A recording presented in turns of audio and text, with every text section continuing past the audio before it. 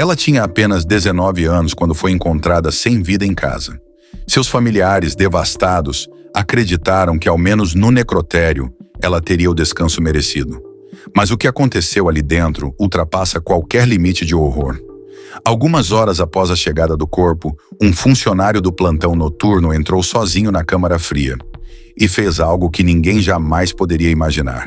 Dias depois, os exames revelaram um elemento estranho: material genético que não pertencia ao homem preso pelo crime. A verdade? Ele não mentia. Aquela evidência levava a outro nome, um nome até então intocável, o do próprio profissional que deveria garantir o respeito à vítima. E esse não foi um caso isolado. Uma jovem grávida, morta em circunstâncias trágicas, também foi alvo do mesmo funcionário. Outra mulher, que caiu de um prédio, foi tratada da mesma forma. O padrão se repetia. Por mais de 16 anos, esse homem trabalhou à noite, cercado de silêncio, sem câmeras, sem supervisão. E ninguém desconfiava.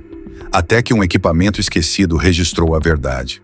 Hoje você vai conhecer a história perturbadora de Kenneth Douglas, o homem que chocou os Estados Unidos ao transformar um necrotério em seu próprio campo de perversão, sem que ninguém dissesse uma palavra. À primeira vista, Kenneth Douglas parecia inofensivo. Casado, pai de 4 filhos, vivia uma rotina discreta na cidade de Cincinnati, Ohio. Trabalhava durante a noite em um dos necrotérios mais movimentados do estado, sempre nos bastidores, longe das câmeras e da vigilância. Não usava jaleco de médico, nem ostentava diplomas. Sua função era técnica, auxiliar, mas com um detalhe crucial. Ele tinha acesso total às câmaras frias, às salas de autópsia, aos corpos. Durante 16 anos, ninguém o questionou. Ninguém suspeitou. Enquanto a cidade dormia, Douglas assumia o controle silencioso do necrotério. Era o único ali dentro por horas. As luzes apagadas, os corredores vazios, o cheiro metálico do formol. E foi nesse cenário que, aos poucos, uma rotina sombria começou a se formar. Relatórios internos, ignorados na época, sugeriam que ele consumia álcool durante os plantões. A esposa dizia que ele voltava para casa com um comportamento estranho, carregando um cheiro que ela não sabia explicar. Ela chegou a alertar a chefia do necrotério, mas ouviu a resposta mais fria que se poderia esperar. O que acontece no local de trabalho é problema do trabalho. Foi essa cultura de silêncio e omissão que permitiu que Douglas ultrapassasse todos os limites. O primeiro sinal real de que algo estava profundamente errado só veio anos depois, com o caso de Karen Henge, uma jovem de 19 anos brutalmente assassinada em casa. Quando o corpo dela foi enviado ao necrotério, ninguém imaginava que algo ainda pior aconteceria. O assassino havia sido preso e condenado, mas havia um detalhe inexplicável no laudo da perícia: uma amostra biológica que não correspondia ao agressor. Por décadas, essa contradição permaneceu engavetada, até que, com o avanço da tecnologia de DNA, a verdade veio à tona. O material genético encontrado no corpo de Karen pertencia a Kenneth Douglas, o funcionário do necrotério. E não foi um erro. Foi o primeiro fio puxado de uma teia muito mais sombria. O funcionário da madrugada não apenas havia rompido todos os códigos de ética, ele havia cruzado a última fronteira, a de desrespeitar os mortos em seus momentos mais vulneráveis.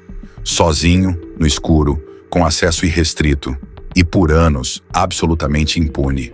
Durante anos, Kenneth Douglas foi apenas uma sombra nos corredores frios do necrotério. Trabalhava quando todos iam embora. Não havia supervisão, não havia câmeras. E mesmo quando existiam rumores, tudo era silenciado com a mesma resposta gelada: ele só faz o trabalho dele. Mas havia alguém que via mais de perto.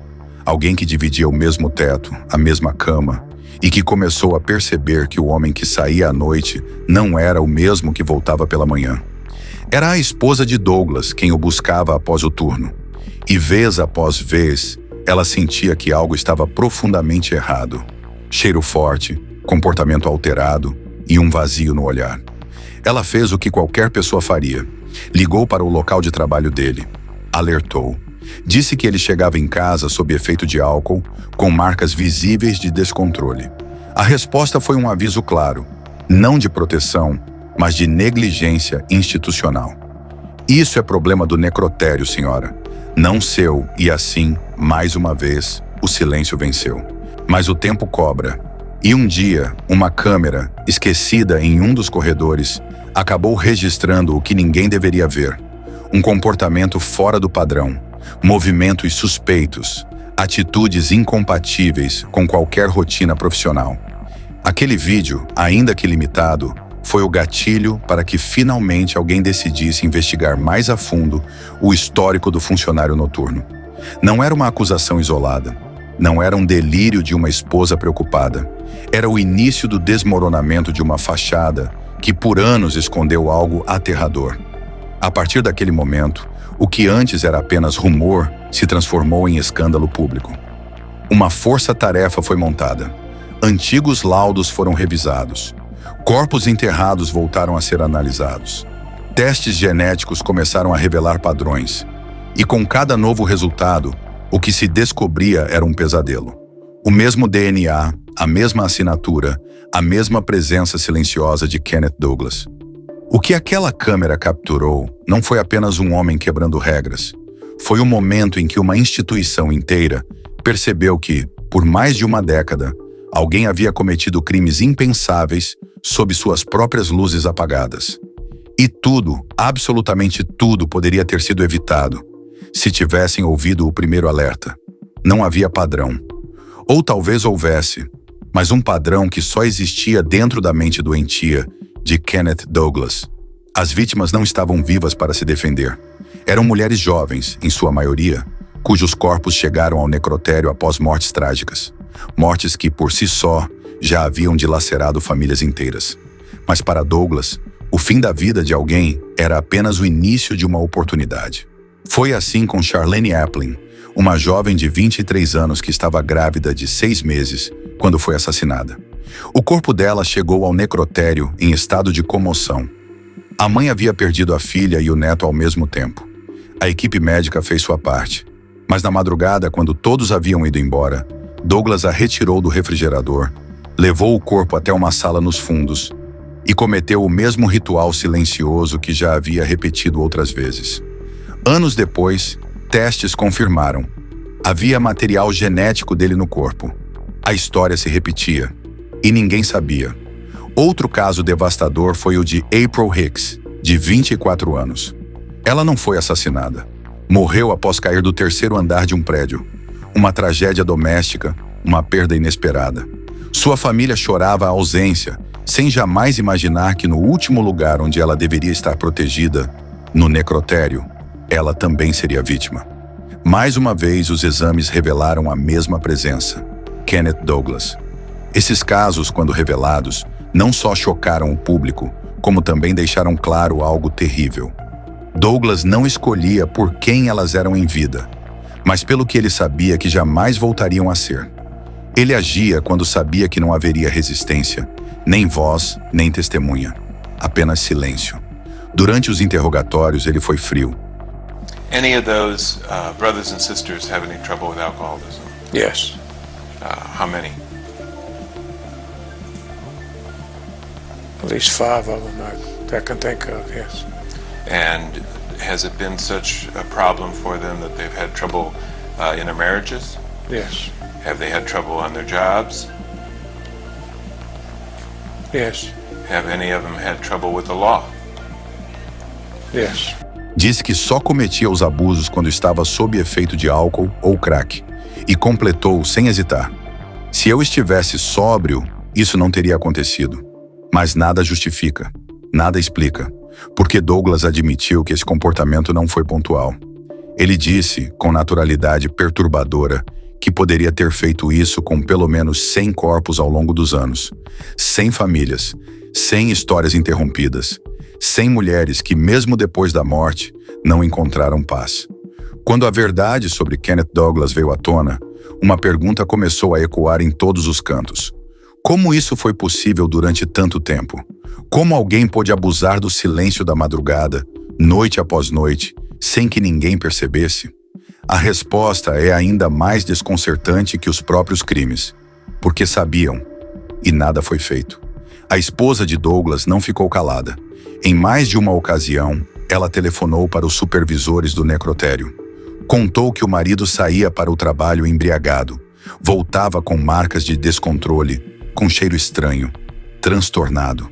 Ela sabia que algo estava errado, e ao relatar isso, recebeu uma resposta que hoje arrepia qualquer pessoa.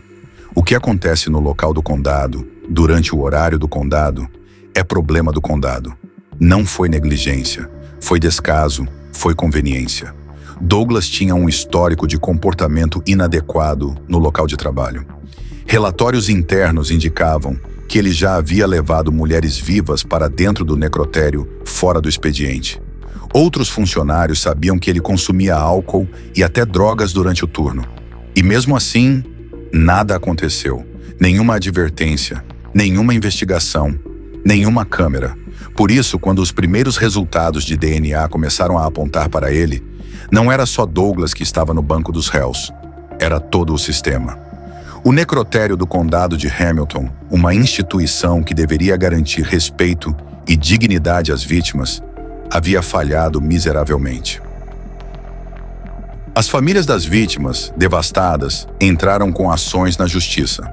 Alegaram que o condado, os supervisores e o próprio diretor da instituição ignoraram sinais evidentes e permitiram que os abusos ocorressem. E a justiça concordou.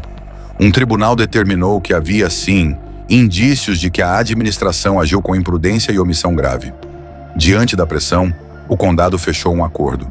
Pagou quase $1 milhão em indenizações às famílias. Um valor que jamais apagaria a dor, mas que serviu como um reconhecimento oficial do erro. E junto ao dinheiro veio a exigência de mudança. Protocolos mais rígidos, câmeras instaladas, fiscalização constante e a garantia de que nunca mais alguém como Kenneth Douglas voltaria a trabalhar ali. Porque o problema não foi só ele. Foi a cultura que o cercava, o silêncio que o protegia, a omissão que o alimentava. Kenneth Douglas não saiu algemado no primeiro dia. Não foi flagrado em flagrante. Ele caminhou livre durante mais de uma década dentro de uma instituição pública, cometendo crimes inomináveis e sendo protegido pelo silêncio. Quando finalmente foi julgado, condenado e preso, cumpriu apenas 6 anos de pena. 6 anos frente a um número incontável de vítimas que jamais terão voz. Hoje, Douglas está em liberdade. Vive longe dos holofotes, mas seu nome permanece gravado na história como um lembrete sombrio do que acontece quando a ética morre e quando os que deveriam zelar pela dignidade escolhem olhar para o outro lado. A morte deveria ser o fim da dor, mas para dezenas de famílias foi apenas o começo de um segundo luto. Aquele que veio com a verdade, uma verdade cruel, devastadora e real.